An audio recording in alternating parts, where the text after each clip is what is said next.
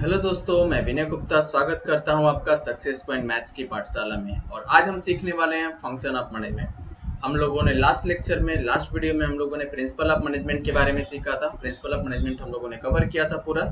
और ये हमारा सेकेंड चैप्टर से महाराष्ट्र बोर्ड का, जिसका नाम है functions of management. Function of management में हम आज प्लानिंग के बारे में सीखेंगे, प्लानिंग के इंपॉर्टेंस के बारे में सीखेंगे और प्लानिंग एक्चुअली है क्या उसके बारे में देखेंगे। प्लानिंग सीखने से पहले हम बेसिक कॉन्सेप्ट को सीखेंगे कि मैनेजमेंट होता क्या है, तब जाकर हम प्लानिंग को स्टार्ट करेंगे।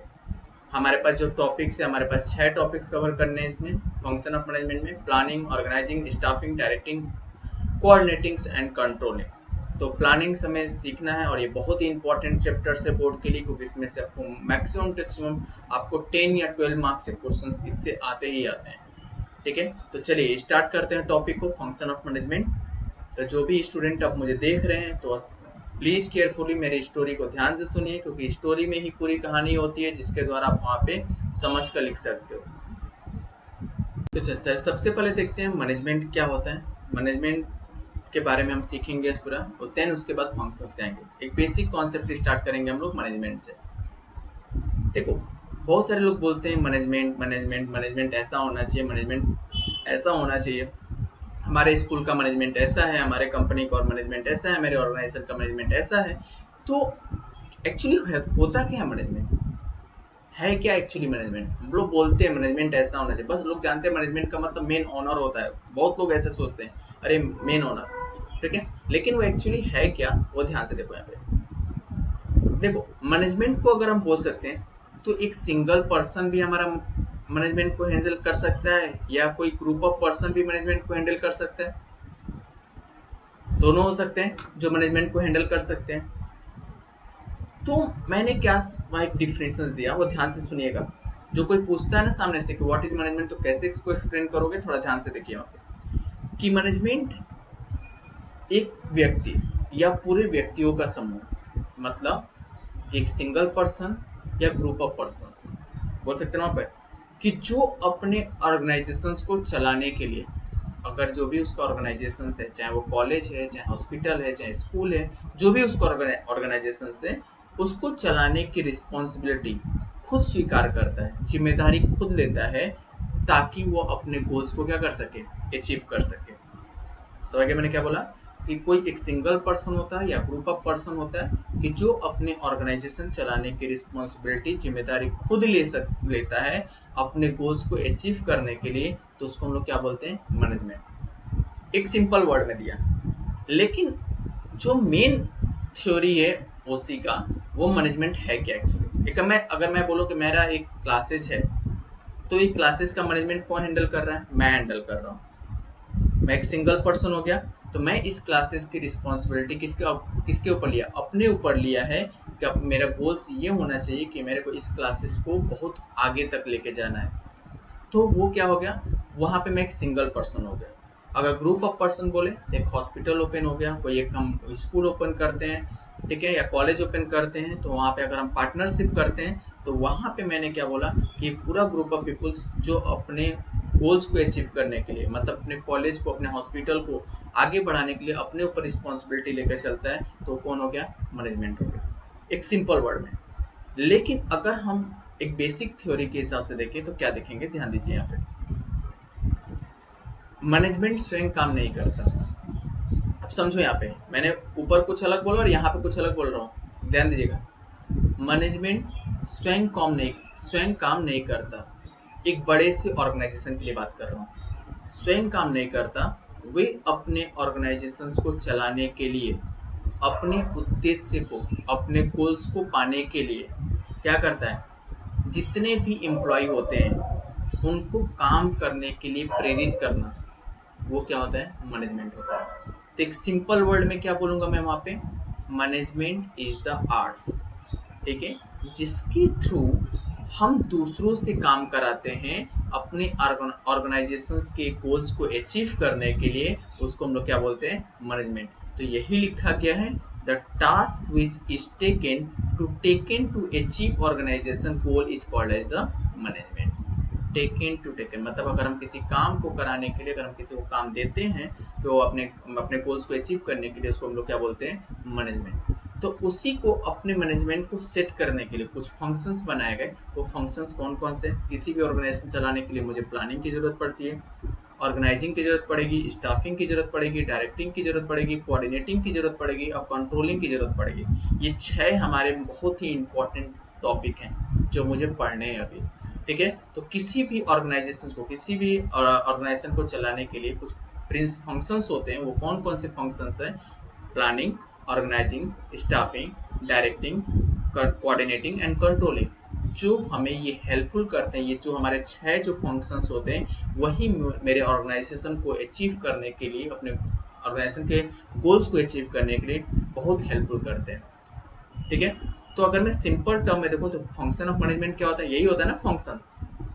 तो लूथर गुलिक के हिसाब से उसने क्या बोला कि पोस्ट ग्रुप, देखो, P for planning, O for organizing, S for staffing, D for directing, CO for coordinations, R for reporting, P for busting। ये हमारे पास 6 ऐसे फंक्शंस होते हैं जो मुझे हेल्प करते हैं ऑर्गेनाइजेशन चलाने के लिए, और अपने ऑर्गेनाइजेशंस को गोल्स, अपने ऑर्गेनाइजेशंस के गोल को अचीव करने में सबसे बड़ा मेन रोल किसका होता है? इस फंक्शन ऑफ मैनेजमेंट का, जो हमारे पास कौन कौन से? Post group, POS POS D crop, याद रखने का तरीका है POS D crop. POS planning, O organising, S staffing, D directing, CO coordinations, R reporting और B बस्टिंग। ठीक है, 6 आपके लिए मेन है, लेकिन हमारे पास रिपोर्टिंग और बस्टिंग ये अभी नहीं है आपके सिलेबस में। वो आगे जब आप डिग्री में जाएंगे तो उसको अच्छे से पढ़ना रहेगा, पूरा एक टॉपिक ही पढ़ना रहेगा। तो हमने क्या बोला, एक सिंपल वर्ड में क्या बोला? मैनेजमेंट एक ऐसा आर्ट्स है जिसके थ्रू हम दूसरों से काम कराते हैं, काम करने के लिए प्रेरित करते हैं कि हमारा ऑर्गेनाइजेशन का जो गोल है वो क्या हो सके, अचीव हो सके। हमने पार्ट में, मैंने यहाँ पे फर्स्ट में भी एक सिंपल वर्ड बोला था, कोई सिंगल पर्सन हो सकता है या ग्रुप ऑफ पर्सन होता है, ठीक है, जो अपने ऑर्गेनाइजेशंस को चलाने के लिए खुद रिस्पॉन्सिबिलिटी लेता है, ठीक है, अपने गोल्स को अचीव करने के लिए। वो भी क्या होता है? मैनेजमेंट होता है। वो सिंपल एक छोटे से ऑर्गेनाइजेशंस के लिए मैनेजमेंट हो गया, लेकिन एक बड़े ऑर्गेनाइजेशंस के लिए क्या होगा? वह स्वयं काम नहीं करेगा। वो क्या करेगा? अपने ऑर्गेनाइजेशन को अचीव करने के लिए बहुत सारे लोगों को रखेगा। जैसे मैनेजर्स रख दिया, अगर मान लो आपका कॉलेज है तो उसमें प्रिंसिपल रख दिया, सुपरवाइजर रख दिया, टीचर रख दिया। अपने गोल्स को अचीव करने के लिए उसने बहुत सारे डिपार्टमेंट बैठा दिए, जिससे वो क्या होगा? वो अपने गोल्स को क्या कर सकेगा? अचीव कर सकेगा। वो एक्चुअली क्या है? मैनेजमेंट। समझ गए सबको मैनेजमेंट? तो हम स्टार्ट करेंगे अभी फंक्शन ऑफ मैनेजमेंट में। पहला जो टॉपिक है वो है प्लानिंग। तो प्लानिंग के बारे में हम लोग पूरा डिटेल्स यहाँ पे देखेंगे। बहुत इंपॉर्टेंट टॉपिक है प्लानिंग, अच्छे से सब सुनिएगा। कोई कहानी ही है, हम लोग बोले हैं ना कि हमें सुनते सुनते ही याद करना है, सुनते सुनते ही लर्न करना है। वही चीज मुझे यहाँ पे भी करना है, ठीक है। चलिए इसको सब एक बार देख लो, तब हम स्टार्ट करते हैं प्लानिंग के बारे में। तो एक बेसिक रूप में अगर मैं बताऊं, यहाँ पे एक समझो, यहाँ पे फंक्शन ऑफ मैनेजमेंट का कुछ एग्जांपल्स के थ्रू में समझाता हूँ।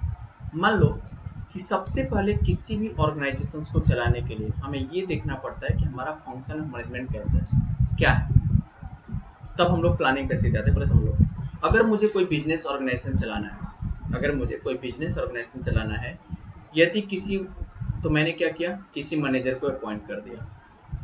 मैंने क्या किया? किसी मैनेजर को या एक मैनेजर को मैंने क्या कर दिया? अपॉइंट कर दिया, और उससे कहा कि आप हमारे बिजनेस को मैनेज कीजिए।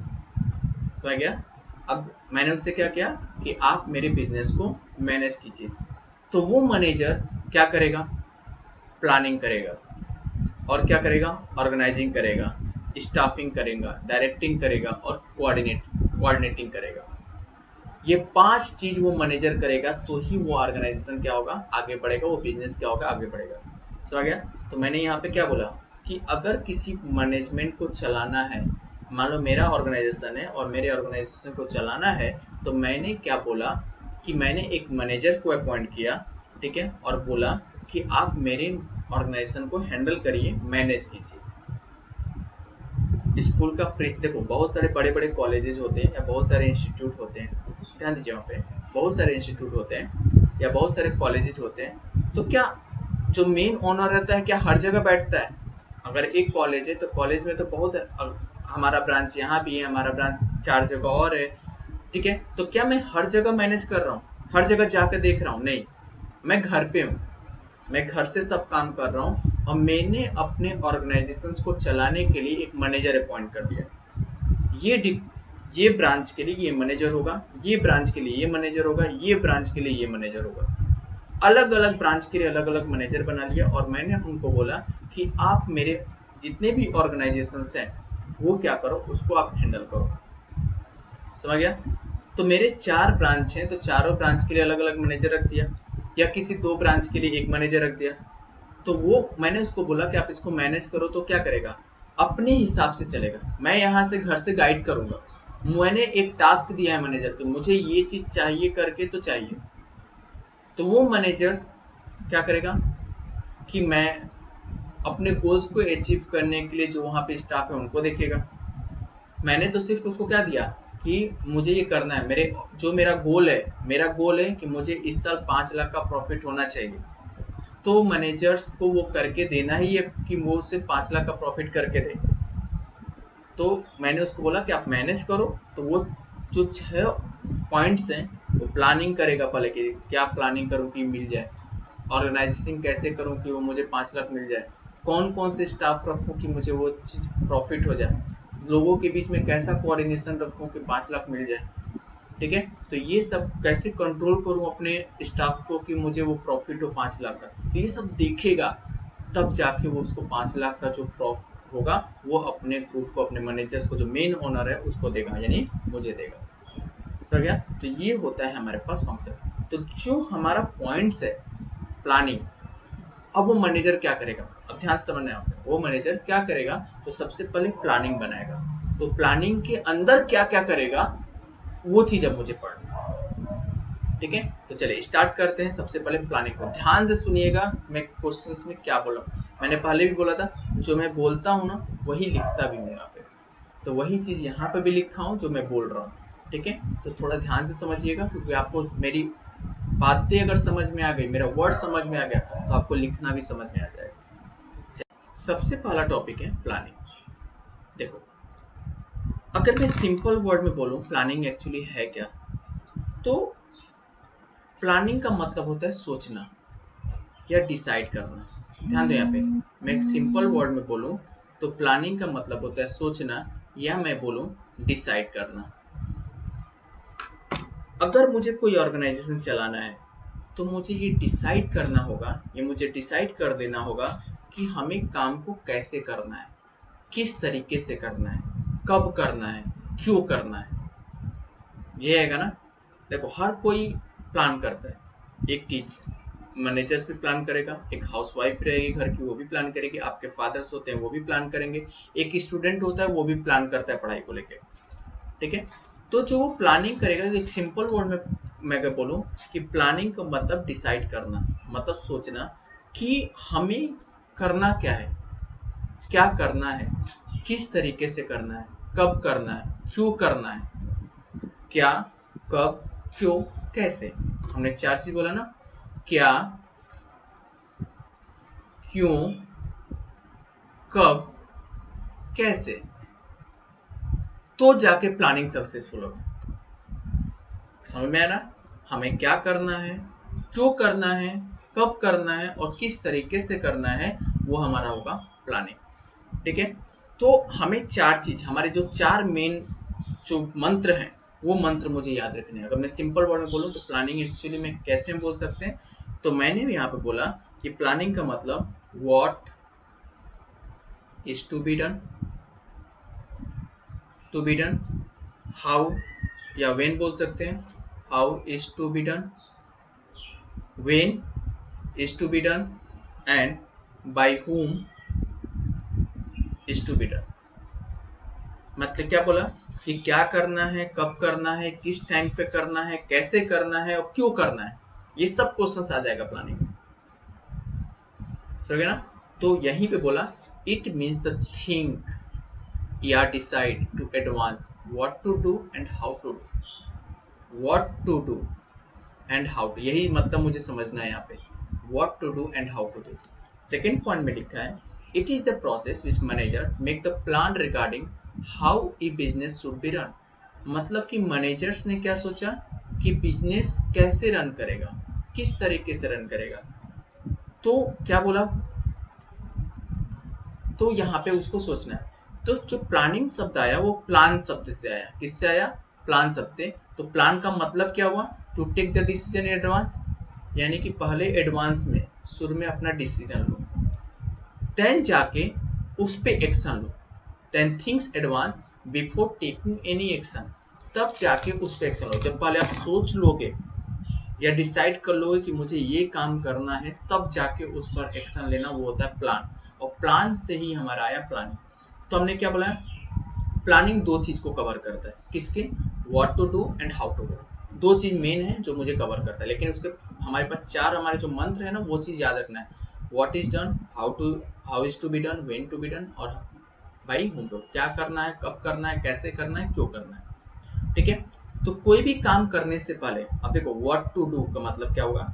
कोई भी काम करने से पहले हमें यह सोचना होता है कि हम करने क्या जा रहे हैं और करेंगे क्या।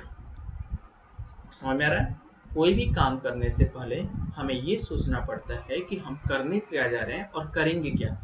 और हाउ टू डू का मतलब, अच्छा ये काम ऐसे करना है, अगर ऐसे नहीं करना है तो कैसे करना है, और कौन से मेथड से करना है जिससे हमें बेनिफिट्स हो। समझ के मैंने क्या? हाउ टू डू का मतलब मैंने क्या बोला? अच्छा ये काम ऐसे करना है, ये काम ऐसे करना है, अगर ऐसे नहीं करना है तो कैसे करना है, और कौन से मेथड से करना है कि मुझे क्या हो, बेनिफिट्स हो। एक स्टूडेंट है, स्टूडेंट ने एक प्लान बनाया कि मुझे परीक्षा में टॉप करना है, या खुद आप एक स्टूडेंट हो तो एक प्लान बनाते हो ना कि मुझे इस समय पे ये पढ़ना है, इसको ऐसे पढ़ना है। पहले प्लान, पहले ही आपने अपना काम नहीं चालू कर देते हो, पहले आप क्या करते हो? प्लानिंग करते हो। मुझे टाइम टेबल क्रिएट करना है, उस टाइम टेबल के हिसाब से ये टाइम में मुझे ये सब्जेक्ट पढ़ना है, हर एक टाइम होता है, तो जाके आप अपने गोल्स को अचीव करते हो। ठीक है। तो प्लानिंग एक तरह का ऐसा प्रोसेस है, ध्यान देना मैं क्या बोल रहा हूँ। प्लानिंग एक तरह का, तो मैंने सिंपल वर्ड में क्या बोल रहा हूँ, ध्यान से। ठीक है। प्लानिंग एक तरह का ऐसा प्रोसेस हो जिसमें मैनेजर हो गया या स्टूडेंट हो गया, प्लान बनाता है कि वो अपने बिजनेस को किस तरीके से आगे बढ़ाना है, वो हो गया प्लानिंग। देखिए यहाँ पे वही चीज यहाँ पे भी लिखा है कि think to the it is think या decide in advance what to do and how to do. It is the process which manager make the plan regarding how to business should be run. तो एक क्या है, एक process है। मैंने क्या बोला कि प्लानिंग क्या है? एक ऐसा प्रोसेस होता है कि जिसके द्वारा मैनेजर्स क्या करता है, अपने प्लान्स को बनाता है कि अपने गोल्स को कैसे मुझे क्या करना है, अचीव करना है। देन आगे ये हमने समझ ही लिया प्लान क्या होता है। तो डिफिनीशंस क्या दिया गया यहाँ पे, ध्यान दीजिए। डिफिनीशंस में क्या दिया गया, तो हमारे पास दो ऐसे रिसर्चर्स थे जिन्होंने डिफिनीशंस दिया। एक थे हमारे पास पुनेजल डोनाल्ड जिन्होंने डिफिनीशंस दिया, और दूसरा दिया जेम्स स्टोनर। देखो कभी भी कुछ भी आता है ना, तो सबसे पहले उसकी मीनिंग और डिफिनीशंस हमें आनी चाहिए, क्योंकि मीनिंग और डिफिनीशंस अगर हम लिखते हैं तो वहां पे हमें मार्क्स गेन हो जाता है। ठीक है। तो यहाँ पे क्या हो गया, कुनाल एंड ड्रोन ने क्या बोला, planning is deciding advance what to do, how to do it, when to do it, and who is to do it. मतलब मैंने अभी बोला ना, क्या करना है, कैसे करना है, कब करना है, किस तरीके से करना है, वो कौन क्या हो गया, प्लानिंग हो गई। तो ये पहला पॉइंट हो गया आपका। Planning bridge to gap between where we are and where we want to get make possible thing occurs would is not otherwise occurs. समझ गए वहां पे कि हमारे जो गैपिंग होती है, गैप को भरता है। जैसे कि हमारा अभी का प्लान और हमारे फ्यूचर्स का जो प्लान है, ध्यान दीजिए यहाँ पे, ये हमारा अभी का, ये हमारा प्रेजेंट का प्लान है और ये हमारा फ्यूचर का, इसके बीच की जो गैपिंग होती है उसको भरने का कौन करता है, प्लानिंग करता है। समझ गया यहाँ पे सबको। तो जेम्स स्टोनर ने क्या बोला, planning is the process stabilising goal and suitable courses acting achieving their goals. Planning क्या करता है, अपने गोल्स को अचीव करने का एक ऐसा कोर्स है, एक ऐसा मंत्र है जो अपने गोल्स को अचीव करने का तरीका बताता है। अगर हमने प्लान किया ही नहीं और कोई भी काम करने चल गए तो वो सक्सेस नहीं होगा। तो जेम्स स्टोनर ने यही बोला था। तो सबको प्लानिंग का मीनिंग और डिफिनेशन समझ में आ गया। क्या मैंने बोला, प्लानिंग का मतलब थिंग्स या decide, how to do, when to do, how और who is to be do.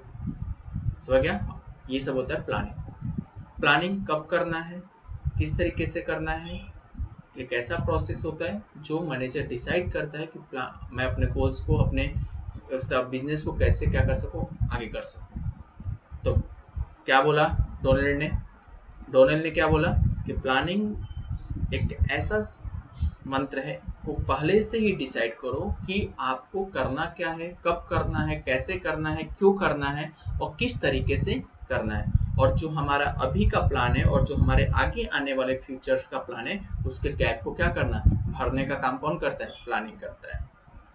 सो आ गया। तो ये आप एक बार देख लीजिए। तब हम लोग आते हैं उसके इम्पोर्टेंस पे। तो हमारा जो सेकेंड टॉपिक है वो प्लानिंग का इम्पोर्टेंस है। अब आते हैं इम्पोर्टेंस ऑफ प्लानिंग। ये मुझे पढ़ना है, ये इम्पोर्टेंट है। आपके बुक में इम्पोर्टेंस ही दिया गया है जो हमारा इस बार का सिलेबस है। तो उसको याद करने के लिए मैंने एक स्मार्ट कोड बनाया है, doctor IP Rao clinic. Clinic का नाम क्या है, doctor IP Rao clinic, police force line. कहाँ पे स्थित है, पुलिस फोर्स लाइन में स्थित है, located by police force line. तो डॉक्टर IP राव का जो क्लिनिक है वो पुलिस फोर्स लाइन में क्लिनिक है। तो देखो, डॉक्टर का D, प्रोवाइड डायरेक्शन, तो ये डायरेक्शन लेना है, ठीक है। R, रिड्यूस रिस्क, डॉक्टर हो गया, रिड्यूस रिस्क बोल सकते हो या मिनिमाइज रिस्क बोल सकते हो। I का मतलब promote initiative idea. R, provide path of direction. तो देखो I हो गया, I का मतलब हम याद रखो इनिशिएटिव आइडिया, बस इतना याद रखना है। P का मतलब provide path of actions. C, clinic, Rao हो गया, राव का R याद रखना है मुझे, reduce overlapping and wasteful activity, reduce का R। क्लिनिक का C, coordinations of all activity. Police P, provide path of actions. Force का F, facilities other management functions. और लाइन तो नॉर्मली मैंने दिया है जगह पे। तो मुझे याद क्या रखना है, doctor IP Rao clinic, police force line, यानी कि जो डॉक्टर IP राव का जो क्लिनिक है वो पुलिस फोर्स लाइन में स्थित है। आपको सिर्फ ये इतना, ये आपको एग्जाम में नहीं लिखना है, सिर्फ ये पॉइंट्स आपको लिखने हैं। ये सब कोड सिर्फ आपको याद करने के लिए बताया जाता है। हो गया। तो मैंने क्या बोला, doctor IP Rao clinic, located by police line force line, या पुलिस लाइन फोर्स बोल सकते हो। D का मतलब डायरेक्शन, R का मतलब रिड्यूस रिस्क, I का मतलब initiative idea, doctor IP Rao, reduce overlapping. C का मतलब कोऑर्डिनेशंस, P का मतलब provide path of functions, F का मतलब फैसिलिटेट अदर मैनेजमेंट फंक्शन। आपको मिनिमम टू मैक्सिमम आपको 8 पॉइंट लिखना ही रहेगा अपने को। तो मैंने 80 पॉइंट दिए हैं जो आपको आसानी से याद हो जाए, ठीक है। तो चलिए सबसे पहले हम लोग देखते हैं प्रोवाइड डायरेक्शंस क्या होता है। तो जो मेरा पहला इंपॉर्टेंस है वो प्रोवाइड डायरेक्शन है, ठीक है। पहला जो इंपॉर्टेंस है वो क्या है, प्रोवाइड डायरेक्शन। अब यहाँ पर ध्यान समझिए, देखो इंपॉर्टेंस समझना है, अगर किसी भी चीज का इंपॉर्टेंस समझना है तो सबसे पहले उसके नुकसान को समझो। समझ क्या बोला, अगर किसी चीज का इंपॉर्टेंस आपको समझना है कि ये इसका इंपॉर्टेंस है तो उसको नुकसान को समझो। अगर मैं प्लानिंग नहीं करूंगा तो क्या होगा, अगर मैं प्लानिंग नहीं करूंगा तो क्या होगा, उसके अकॉर्डिंग आप इंपॉर्टेंस बनाओ। समझ गए बोला, मैंने क्या बोला कि अगर किसी चीज के अगर इंपॉर्टेंस को समझना है तो उसके नुकसान को पहले समझने की कोशिश करो, उससे नुकसान क्या होगा। अगर मैं प्लानिंग नहीं करूंगा तो क्या होगा, देन उसके अकॉर्डिंग आप पॉइंट्स को बनाओ। मैंने उसी के अकॉर्डिंग पॉइंट्स को बनाया। तो सबसे जो पहला पॉइंट है वो है प्रोवाइड डायरेक्शन। डायरेक्शन मतलब दिशा बताना। यह मुझे रास्ता दिखाता है। क्या रास्ता दिखाता है, कि हमें कहाँ जाना है, क्या करना है, कैसे करना है। समझ गए ना, ये मुझे रास्ता दिखाता है कि मुझे क्या करना है, कैसे करना है, कब करना है। अगर मैं कोई प्लान बनाता हूँ तो सबसे पहले आप क्या करते हो कि मुझे ये काम ऐसे करना है, इस टाइम पे करना है और ये काम इस तरीके से करूंगा तो वो काम मेरा सफल हो जाएगा, ये करूंगा। तो मैं सिंपल में बोला कि हमें रास्ता दिखाता है कि हमें कहाँ जाना है। अगर मैं प्लानिंग नहीं करूंगा तो न तो हमें ऑब्जेक्टिव का पता लगेगा, समझ रहे हैं मैं क्या बोला। अगर मैं प्लानिंग नहीं करूंगा तो न तो मुझे ऑब्जेक्टिव पता लगेगा, न तो मेरा अपना गोल पता लगेगा, अब मुझे क्या करना है ये भी नहीं पता चलेगा, और कैसे करना है ये भी नहीं पता चलेगा। तो अगर मैं प्लानिंग नहीं करूंगा, ध्यान देना, अगर मैंने प्लानिंग नहीं करूंगा न तो मेरा ऑब्जेक्टिव पता लगेगा, न तो मेरा गोल पता रहेगा, न तो मेरा व्हाट टू डू पता रहेगा, और न तो मेरा हाउ टू डू पता रहेगा, और न तो मेरा व्हेन टू डू पता रहेगा। यही हो गया ना। यानी कि अगर मैं प्लानिंग नहीं करूंगा तो न तो मुझे ऑब्जेक्टिव पता रहा, न तो मुझे गोल पता रहा, न तो मुझे व्हाट टू डू पता रहा, न तो मुझे व्हेन टू डू पता रहा, न तो मैं तो हाउ टू डू पता रहा। तो जब हमें ऑब्जेक्टिव नहीं पता रहेगा, गोल पता नहीं रहेगा, हमें करना क्या है, हमें किस दिशा में जाना है, अगर मुझे यही सब नहीं पता रहेगा तो हम काम को करेंगे कैसे, समझ रहे ना। अगर मुझे यही सब नहीं पता रहेगा तो हम काम को करेंगे कैसे। तो प्लानिंग हमें यही बताता है हम कि हमारा ऑब्जेक्टिव क्या है, हमारा गोल क्या है, हमें करना क्या है, कब करना है, कैसे करना है और क्यों करना है। तो ये समझ गया। तो इसका मतलब आ गया प्रोवाइड डायरेक्शन। तो प्रोवाइड डायरेक्शन में पता चला कि प्लानिंग अगर हम नहीं करेंगे तो हमारा गोल ऑब्जेक्टिव ये सब नहीं पता रहेगा। अगर मैंने बोला तो अगर ये नहीं पता रहेगा तो हमारा कोई भी प्रोसेस सफल नहीं होगा।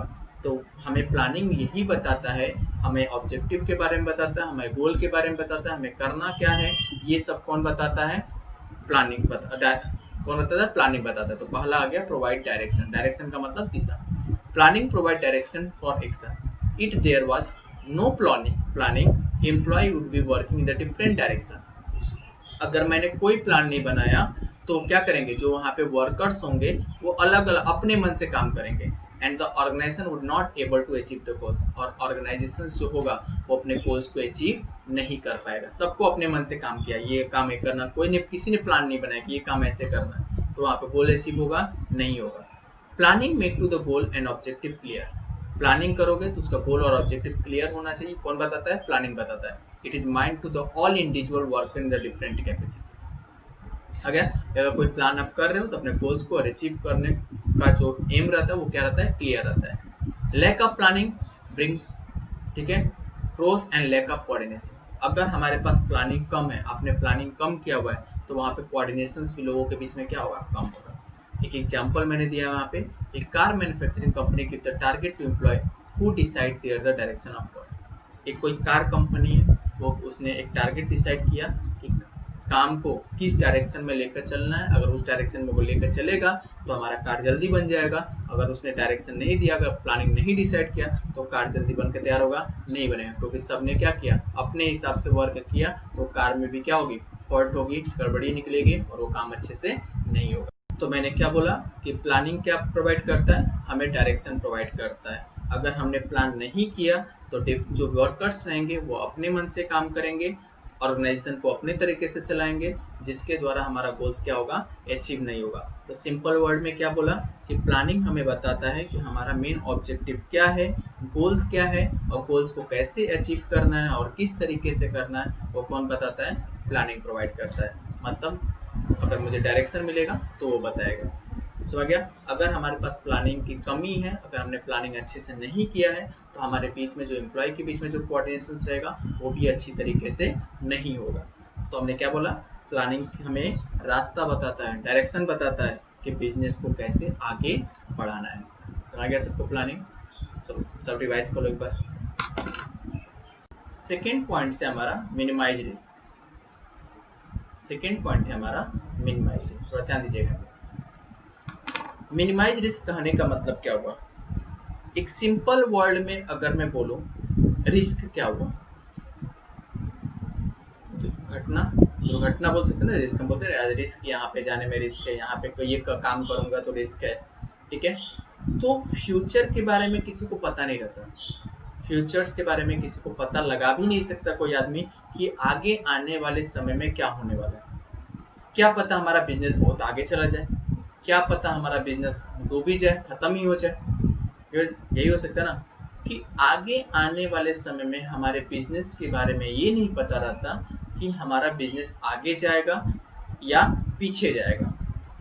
मतलब रिस्क हर जगह है, रिस्क क्या है, हर जगह है। तो प्लानिंग क्या बोलता है वहां पे, प्लानिंग ये बोलता है कि अगर तुम मुझे प्लान करोगे, अगर तुमने पहले से प्लानिंग करके रखोगे तो क्या पता कि तुम्हारा जो रिस्क है वो कम हो जाए। समझ गया? तो प्लानिंग ने क्या बोला, प्लानिंग ने बोला कि अगर तुम पहले से प्लान करके रखोगे तो क्या पता तुम्हारा रिस्क कम हो जाए। 100% नहीं बोल सकते कि 100% तुम्हारा मैं खत्म ही कर दूंगा रिस्क, लेकिन कुछ तो कम कर सकता हूँ। अगर तुम्हारा मान लो कि अगर बिजनेस खत्म होने के कगार पे, अगर तुमने पहले से प्लान करके रखा कि मुझे ये काम ऐसे करना है, तो खत्म होने की जगह पे उसको मैं बैलेंस करके रख सकता हूँ। समझ गया? तो कोई भी प्लान करने से पहले, कोई भी प्लान अगर हम करते हैं तो हमेशा फ्यूचर की करते हैं, हमेशा प्रेजेंट को लेकर नहीं चलते कि प्रेजेंट में क्या होने वाला है, पास्ट में क्या होने वाला है, ये सब नहीं देखते। फ्यूचर के बारे में सोचते हैं कि हमारा फ्यूचर में हमारा आगे क्या होगा। अगर मैं कोई ऑर्गेनाइजेशन चला रहा हूँ तो हम अभी के बारे में तो सोचा कि जब मैंने प्लानिंग कर लिया शुरू में सोच लिया, लेकिन आगे आने वाले समय में मैं काम को कैसे करूँगा कि मैं वहाँ पे डेवलप कर जाऊँ, रिस्क तो नहीं होगा ना वहाँ पे, ये सब सोचना पड़ता है। तो कोई भी प्लान अगर हम करते हैं तो हमेशा फ्यूचर के बारे में करते हैं, पास्ट और प्रेजेंट के बारे में नहीं करते हैं। तो मैंने यहीं पे लिखा है कि planning is the based on forecasting technique. It is the process of looking into the futures and the anticipating of future changes. मतलब देखो चेंजेस होते रहते हैं, उसके बारे में मुझे देखना है। Changes in risk can not be eliminated, पूरा एलिमिनेटेड का मतलब पूरी तरीके से खत्म नहीं हो सकता, but they can be the anticipated in the can the track to the preventive measure. मतलब कि क्या कर सकते हैं, उसको अपने ट्रैक पर ला सकते हैं, उसको हम क्या कर सकते हैं, बचा सकते हैं। हमने अभी बोला ना कि अगर मैंने प्लानिंग कर लिया तो हम आगे आने फ्यूचर में मुझे क्या कर सकते हैं, उसको कंट्रोल कर सकते हैं। मतलब उसको ना तो हम बंद करने दे सकते हैं, ना तो उसको डूबने दे सकते हैं। ठीक है, रिस्क हर जगह है, रिस्क तो हर जगह है। अगर आप कोई काम कर रहे हो तो रिस्क है, क्या पता मैंने ऑर्गेनाइजेशन खोला, बगल में कोई और ऑर्गेनाइजेशन आके खोल दिया, ठीक है, तो क्या हो जाएगा, वहां पे से एम्प्लॉय थोड़े थोड़े ब्रेक होने लगते हैं, होता है ना ऐसा। तो रिस्क हर जगह है, लेकिन रिस्क प्लान ऐसा करो, तो प्लान ऐसा करो कि मैं रिस्क को पूरा खत्म ना कर दूं। तो can changes the risk can not be eliminated, but हम क्या कर सकते हैं, उसको प्रिवेंट कर सकते हैं, उसको ट्रैक पर ला सकते हैं कि हमारा पूरा का पूरा जो बिजनेस ऑर्गेनाइजेशन है वो पूरा खत्म ना हो, वो क्या करें, वो बैलेंसिंग में रहे। ठीक है, तो रिस्क को कौन कम करता है, प्लानिंग कम करता है। अगर प्लानिंग हमने अच्छे से किया तो रिस्क क्या हो जाएगा, कम हो जाएगा। कब, प्रेजेंट और पास्ट का नहीं, किसका, फ्यूचर का, आने वाला जो फ्यूचर्स रहेगा उसका रिस्क क्या होगा, रिड्यूस हो जाएगा। चलिए इसको देख लीजिए, तब आते हैं planning promote innovative idea. Third है हमारा प्लानिंग प्रमोट इनोवेटिव आइडिया। देखो इनोवेटिव आइडिया का मतलब क्या हुआ, न्यू आइडिया।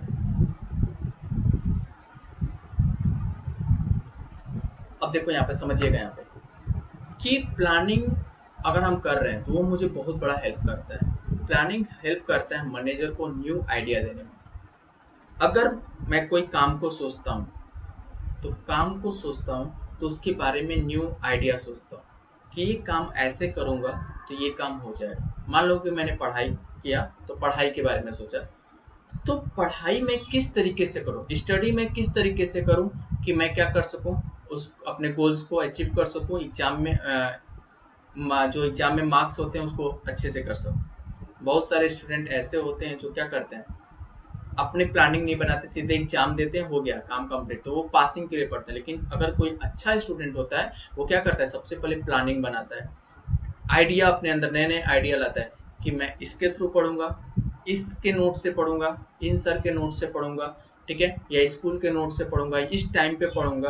तो अपने दिमाग में न्यू आइडिया आना, नए नए आइडिया अगर वो ला के तब जाकर वो प्लानिंग वो डिसाइड करता है कि मुझे ऐसे काम करना है, तो अपने गोल्स को क्या करेगा, अचीव करेगा, और उसके मार्क्स क्या आएंगे, अच्छे आएंगे। तो प्लानिंग प्रमोट क्या करता है, न्यू आइडिया को प्रमोट करता है। तो मैंने क्या बोला, planning is thinking in advance what to do and how to do, मतलब एडवांस में पहले से ही सोचना कि हमें करना क्या है और कैसे करना है और किस तरीके से करना है। New idea can take to the shape and concentrate planning, मतलब अगर हम नए आइडिया अगर लाते हैं तो हमारा जो बिजनेस ऑर्गेनाइजेशन का जो शेप होगा, मतलब क्या मैं क्या बोल सकता हूँ, बिजनेस ऑर्गेनाइजेशन क्या होगा, आगे बढ़ेगा। अगर अच्छा प्लान हम आगे लाते हैं, अगर न्यू आइडिया हमारे दिमाग में आता है कोई मैं ऐसे काम करूंगा, इसको ऐसे मेंटेन करूंगा, तो क्या होगा, हमारा बिजनेस क्या होगा, वहाँ पे आगे बढ़ेगा। Innovations is the required to the modify the plan and growth the expansion of the business। अगर मैंने अपने बिजनेस के लिए न्यू आइडिया लाया तो हमारा जो बिजनेस का ऑर्गेनाइजेशन होगा वो क्या होगा, ज़्यादा से ज़्यादा ग्रोथ होगा, ज़्यादा से ज़्यादा क्या होगा, एक्सपेंड होगा, मतलब बढ़ेगा। मतलब कि हमेशा बिजनेस के बारे में अगर नए नए आइडिया के बारे में अगर सोचता हूँ, ठीक है, मार्केट में क्या चल रहा है, मार्केट में कैसे लाना है, ठीक है, किस तरीके से मैं काम करूँ कि हमारे जो एम्प्लॉय वो खुश हो सके, तो अगर मेरे दिमाग में न्यू आइडिया आते हैं तो क्या होता है। देखो बिजनेस स्टार्ट करने से पहले की मैं बात बोल रहा हूँ, देखो जब भी आप बिजनेस स्टार्ट करते हो ना तो उसके पहले प्लान क्या क्या करना है, वो ये प्लानिंग के अंदर सोचना है। मान लो कि मुझे बिजनेस खोलना है, क्लासेस खोलना है या स्कूल खोलना है, तो सबसे पहले प्लानिंग बनाओ कि ये काम मैं करूंगा। तो ये तो आइडिया बोले ना कि आइडिया लाओ, आइडिया को प्रमोट करो, न्यू आइडिया लाओ कि पहले स्कूल में ऐसा काम होता था, अभी स्कूल में ऐसे काम होगा। मतलब पहले हम लोग स्कूल में टीचर सामने बोर्ड पे पढ़ाते थे, अब मैं हर स्कूल को डिजिटल कर दूंगा, ऑनलाइन थ्रू पढ़ाऊंगा, ऑनलाइन के साथ साथ प्रोजेक्टर के थ्रू पढ़ाऊंगा। तो अगर न्यू आइडिया आएंगे तो हमारा स्कूल क्या होगा, ग्रोथ होगा, हमारा क्लासेस क्या होगा, ग्रोथ होगा। तो वो सब क्या होगा, planning promote the innovative idea. So आगे यहाँ पे अब आते हैं फोर्थ पॉइंट पे। जो हमारा 4 पॉइंट है वो है reduce overlapping and wasteful activity.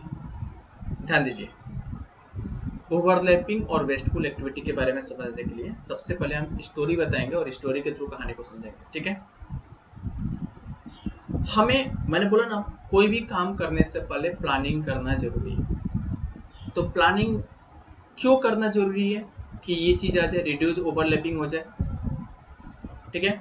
तो मान लो कि मैं एक नो प्लान बनाया जिसमें मैंने कोई प्लानिंग नहीं की, और एक मैंने प्लान बनाया जिसमें सब प्लानिंग करके रखा हूं, ठीक है। अब ध्यान दो, नो प्लान जब करूंगा तो क्या होगा और प्लानिंग जब करके करूंगा तो क्या प्रोसेस होगा। एक एग्जांपल समझिए, एग्जांपल के थ्रू ही कहानी है। मान लो एक कंपनी में एक सेल्स मैनेजर है जो कंपनी में काम करता है, ये सेल्स मैनेजर है और ये सेल्स मैनेजर बहुत ही आलसी है, कुछ काम नहीं, बहुत ही आलसी है। अब ये सेल्स मैनेजर के अंदर 4 एम्प्लॉय काम करते हैं। ये पहला एम्प्लॉय हो गया, ये दूसरा एम्प्लॉय हो गया, ये तीसरा एम्प्लॉय हो गया और ये चौथा एम्प्लॉय हो गया, ठीक है। अब ये 4 एम्प्लॉय काम करते हैं। ये मैनेजर ने इस चारों एम्प्लॉय को बोला कि कुछ मेरे कस्टमर्स हैं, उस कस्टमर को तुम्हें कॉल करके अपॉइंट लेना है मीटिंग के लिए। समझ गया, कोई बहुत बड़ा प्रोजेक्ट है, उस प्रोजेक्ट के बारे में बात करना है। तो उसने बोला कि मैं कस्टमर का नाम देता हूँ और उस कस्टमर का फोन नंबर देता हूँ, तुम उन पे कॉल करो और अपॉइंटमेंट फिक्स करो। समझ गया, था तो वो आलसी इंसान। अब उसने क्या किया, उसको तो कुछ करने का मन नहीं था, उसने क्या किया, कंप्यूटर से एक लिस्ट निकाला 40 कस्टमर का, 40 कस्टमर को लिस्ट निकाला और 40 कस्टमर का लिस्ट पे नाम दे दिया और सबका फोन नंबर दे दिया। अब वो लिस्ट क्या किया कि सबको दे दिया, इसको भी वही लिस्ट दिया, इसको भी वही लिस्ट दिया है, इस वाले को भी यही लिस्ट दिया और इस वाले को भी यही लिस्ट दिया। मतलब अपने चारों जो एम्प्लॉय उसके अंडर में काम कर रहे थे सबको उसने वही लिस्ट दे दिया, जीरोक्स करके दे दिया कि लो कॉल कर लो। तो ये जो पहला एम्प्लॉय था उसने फर्स्ट कस्टमर को कॉल किया, सेकंड वाले ने भी फर्स्ट कस्टमर को कॉल किया, थर्ड वाले ने भी फर्स्ट कस्टमर को कॉल किया और फोर्थ वाले ने भी फर्स्ट कस्टमर को कॉल किया। सबने फर्स्ट कस्टमर का, क्योंकि सबके पास डेटा तो सेपरेट नहीं था ना, सबके पास तो डेटा सेम था, सबने फर्स्ट कस्टमर को कॉल किया। फर्स्ट कस्टमर क्या हो गया, जब एम्प्लॉय ने फर्स्ट कस्टमर को कॉल किया तो फर्स्ट कस्टमर गुस्से में आके अपॉइंटमेंट कैंसिल कर दिया। फिर उन्होंने सेकंड कस्टमर को कॉल किया, यही प्रोसेस बार बार होता रहा, उसने भी अपॉइंटमेंट कैंसिल हो गया। तो ये जो सेल्स मैनेजर था, जो आलसी था, अब इससे क्या हुआ, इस जब उसने प्लान नहीं बनाकर किया तो एक तो टाइम गया, टाइम भी खत्म, अपना नुकसान किया, एम्प्लॉय की जो मेहनत थी वो भी नुकसान हो गई उसकी, ठीक है, सब बेकार हो गया, कोई भी काम उसका सफल नहीं हुआ। अब एक दूसरा सेल्स मैनेजर है, बहुत ही समझदार है आप जैसा, उसने क्या किया, उसके अंदर भी 4 एम्प्लॉय हैं, उसके अंदर भी 4 एम्प्लॉय काम कर, उसने क्या किया, जो उसके पास डेटा था उसको 4 पार्ट में डिवाइड कर दिया, 10 इसको दे दिया, 10 इसको दे दिया, 10 डेटा इसको दे दिया और 10 डेटा इसको दे दिया, और बोला कि कॉल करो। जब इसने कॉल किया तो कोई भी डेटा ओवरलैप हुआ नहीं हुआ, कोई भी डेटा ओवरलैप हुआ नहीं हुआ, मतलब कोई भी वेस्ट काम हुआ नहीं हुआ।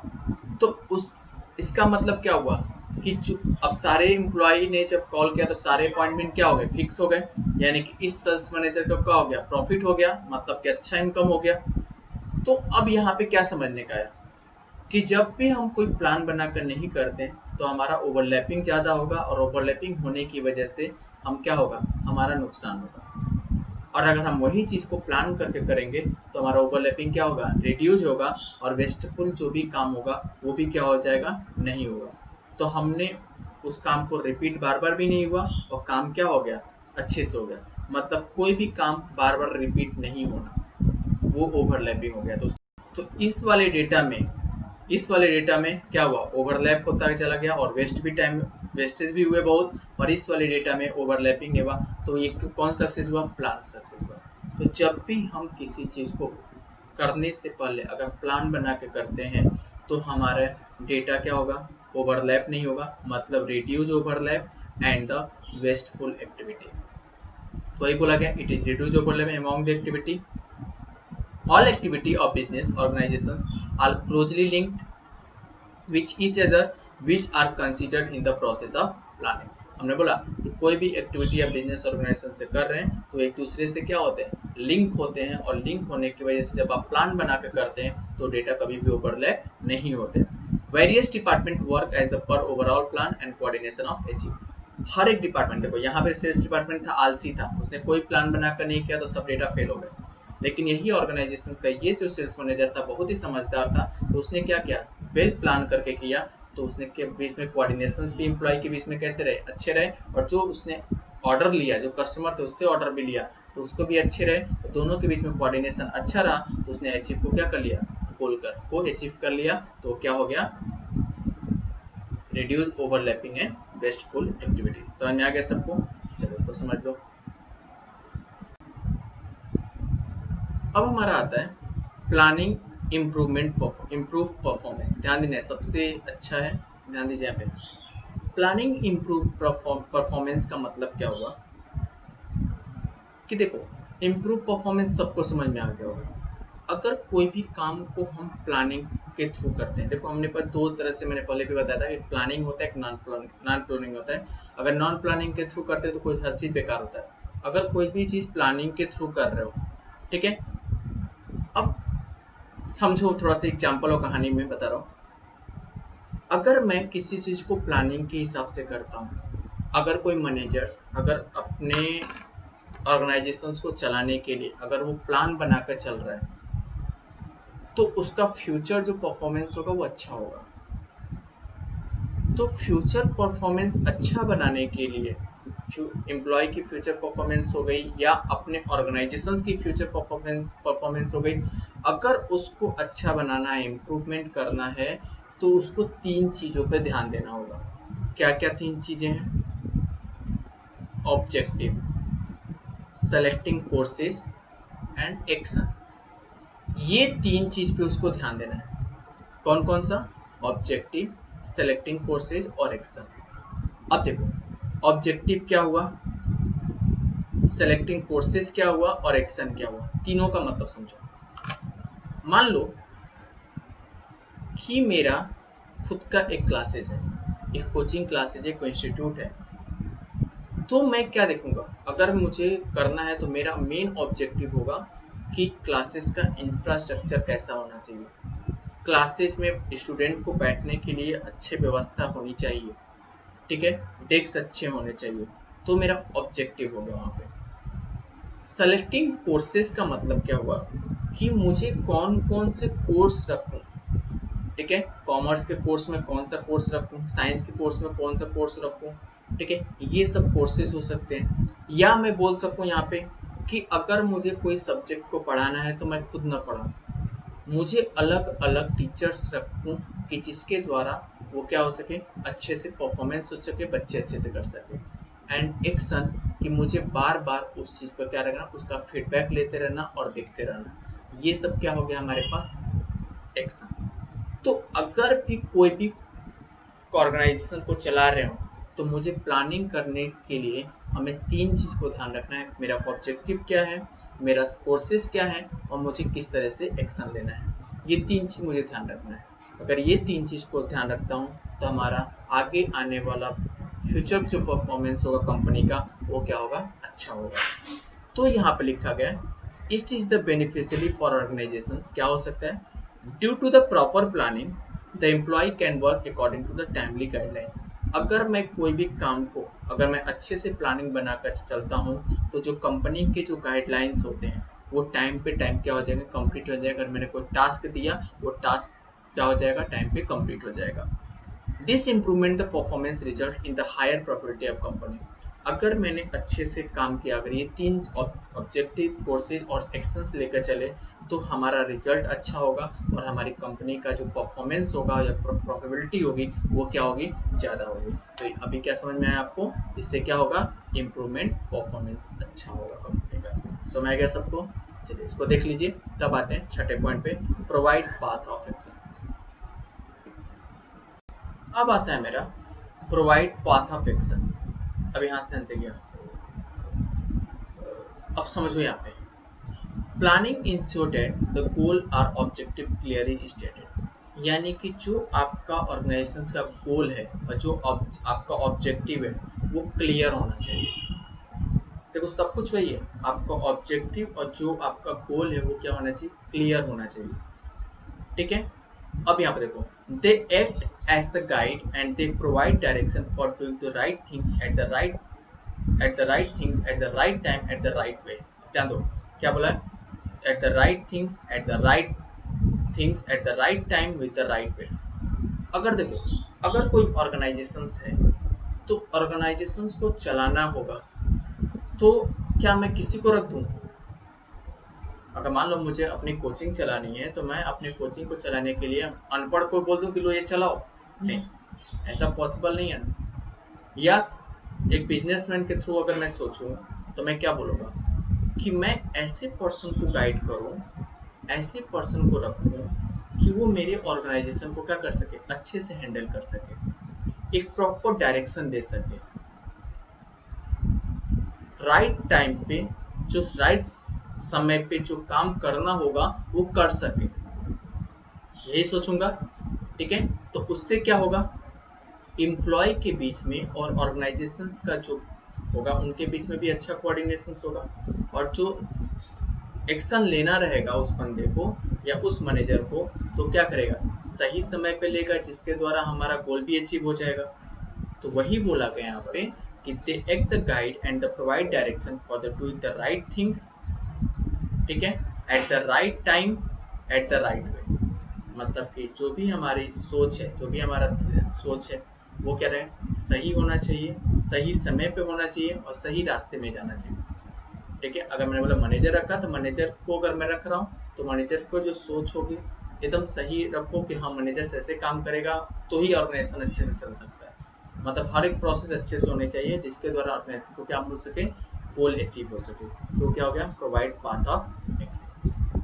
अब आता है planning facilitate coordination of all activity. देखो कोई भी हम काम कर रहे हो प्लानिंग को लेकर कर रहे हैं, प्लानिंग के थ्रू ही करना है। अगर प्लानिंग अच्छे से होगा तो ही होगा। तो आप जब कोई ऑर्गेनाइजेशन चलाने जा रहे हो तो आप प्लानिंग करके रखो कि जो हमारी और सारी एक्टिविटी है वो ओवरलैप तो नहीं कर रही है। ओवरलैप का मतलब क्या हो रही है, मतलब कि एक दूसरे से मिल तो नहीं रही है, ठीक है। यानी कि हम क्या बोलते हैं कि जितने भी बिजनेस ऑर्गेनाइजेशंस होते हैं उस सारी की एक्टिविटी एक दूसरे से लिंक होती है, जुड़ी होती है, ठीक है। वर्कर्स का काम रहता है किसी न किसी फील्ड से जुड़ा ही रहता है। तो हमने बोला कि जितने भी डिपार्टमेंट्स होते हैं वो सबका प्लान्स क्या होता है, एक दूसरे से जुड़ा ना हो वैसे मत करो। प्लान पहले से बना कर रखो कि हर एक वर्कर्स को अपने हिसाब से वर्क दिया जा सके, मतलब वो ओवरलैप ना हो। मतलब कि ये काम उस बंदे को करना है तो वही काम दूसरा पे आकर पढ़ा रहा है, काम कर रहा है, तो वो ओवरलैप नहीं होना चाहिए। तो मैंने बोला कि उससे क्या करना है, अपने ओवरलैपिंग को नहीं होना चाहिए, ओवरलैपिंग रिड्यूस होना चाहिए, वो पहले से प्लान बना कर रखो। और क्या मैंने बोला कि all activity of business organization are closely linked with each other, और हर एक बिजनेस ऑर्गेनाइजेशन एक दूसरे से क्या होते हैं, जुड़े होते हैं। Thus, the various department work as per overall plan and coordination is achieved. मतलब कि जो भी हमारे पास डिपार्टमेंट है, अलग अलग डिपार्टमेंट है, वो एक दूसरे से लिंक होते हैं। तो अगर वो प्लान अगर ओवरलैप नहीं होगा तो क्या होगा, ओवरलैप नहीं होगा तो जो काम हम आसानी से कर सकते हैं वो काम क्या होगा, वो आसानी से ही हो जाएगा। अगर वो ओवरलैप हो गया तो काम आसानी से नहीं होगा, और जो भी हमारा गोल्स होगा वो भी अचीव होगा, और हमारे बीच में जो कोऑर्डिनेशन होगा वो भी क्या होगा, अचीव होगा, मतलब अच्छा होगा। तो ये हो गया planning, facilitate, coordination of activity. अब आते हैं facilitate there the management functions. Last मेरा पॉइंट है facilitate other the management function. Other management function, ध्यान देना, other management function. Other management function में प्लानिंग के अलावा कौन कौन सा आ गया, डायरेक्टिंग, कंट्रोलिंग, स्टाफिंग, कोऑर्डिनेशंस और कंट्रोलिंग, यही तीन आएगा ना। देखो यहाँ पे समझना, facilitate other management, other management में प्लानिंग के अलावा क्या होगा, directing, controlling, staffing, coordination and controlling, यही आएगा। तो ध्यान दो, अगर मैं प्लान कर रहा हूं तो प्लान ऐसा करो कि आगे आने वाले जितने भी मैनेजमेंट फंक्शंस हैं वो उसके लिए रेडी रहे। तुमने प्लान किया नहीं, आगे आने वाले सोचोगे कि स्टाफिंग भी अच्छे से कर ले, ऑर्गेनाइजिंग भी अच्छे से हो जाए, कंट्रोलिंग भी अच्छे से हो जाए, डायरेक्टिंग भी अच्छे से हो जाए, तो पॉसिबल नहीं है।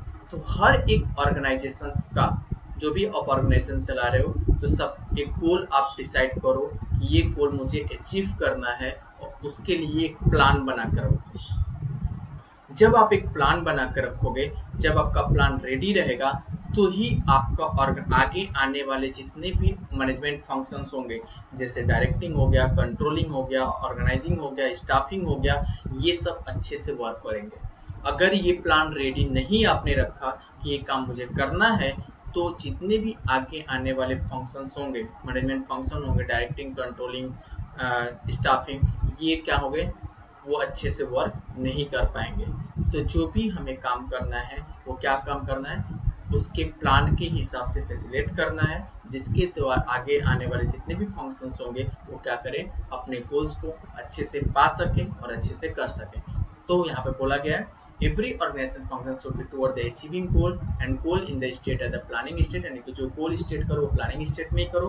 unless the plan is ready, अगर प्लान आपका रेडी नहीं हुआ, other management functions such as the organizing, staffing, जो भी अलग है, cannot be undertaken and thus planning is facilitate all other functions with the management। ये हमारा प्लानिंग में। तो जो भी आप देखो, जब भी आप सोचो तो प्लानिंग को लेकर सोचो। कुछ ऐसे पॉइंट्स होंगे ना जो आपको आगे मिलेंगे। देखो आगे आएंगे स्टाफिंग, तो स्टाफ के बारे में सोचो, डायरेक्टिंग, तो डायरेक्टिंग के बारे में सोचो। हमने बोला ना कि इम्पोर्टेंस का मतलब क्या हुआ, कि इम्पोर्टेंस का मतलब हो कि जो अगर वो नहीं होना चाहिए, तो अगर नहीं मैं करूंगा तो उससे क्या नुकसान होगा, तो उसको लेकर सोचो। तो मैंने प्लानिंग में मैंने बोला कि ये चीज अगर मैं काम 8 पॉइंट नहीं करा, बहुत सारे पॉइंट्स आप बना सकते हो, लेकिन अगर ये मैंने नहीं किया तो ये क्या बोलूंगा कि मेरा अच्छे से ऑर्गेनाइजेशन नहीं चलेगा। तो जो भी आप करोगे उसको प्लानिंग के हिसाब से सोचो, प्लानिंग को लेकर सोचो। आप अपने मन से बनाओ वर्ड, जैसे कि जो मैंने वर्ड लिखा वही बनाओ। आप अपने हिसाब से बोलो, अपने हिसाब से सोचो, वहाँ पे आंसर आपका मिल जाएगा। ठीक है, तो चलिए इसको देख लीजिए। दूसरी चीज, जो भी स्टूडेंट अभी मुझे जुड़े हुए हैं लाइव सेक्शन में, ये वीडियो आपको 2 या 3 दिन में आपके YouTube channel success point maths की पाठशाला में अपलोड हो जाएगा, तो वहां से वीडियो आप देख सकते हैं। और मेरे चैनल को सब्सक्राइब कर दीजिए, लाइक भी करिए और शेयर भी करिए अपने दोस्तों के पास, कि जिसके द्वारा ये वीडियो वो भी देख सके और अच्छे से मार्क्स गेन कर सके। Thank you so much.